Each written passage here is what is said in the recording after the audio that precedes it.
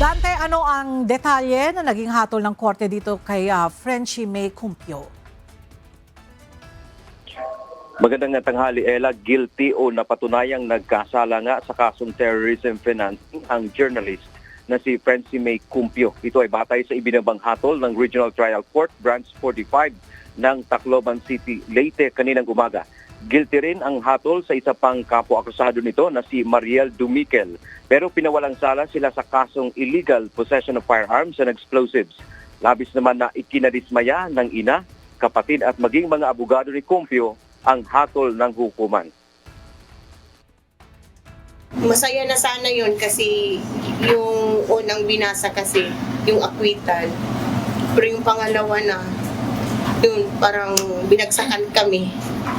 Kasi convicted po sila na hindi po namin inaasahan yun ang desisyon ni Judge.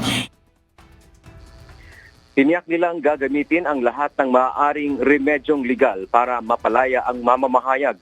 Binatikos din ng iba't ibang human rights groups at maging mga mamamahayag ang desisyon ng hukuman. Noong 2020, nakulong si Cumpio matapos kasuhan ng pamahalaan. Sa kabilang banda, nagpasalamat ang kampo ni Cumpio bukod sa walang sawang suporta sa kanila ng iba't ibang grupo. Ang acquittal o pagpapawalang salaan niya kay Cumpio sa illegal possession of firearms and explosives ay isang malaking bagay dahil mabigat itong krimen.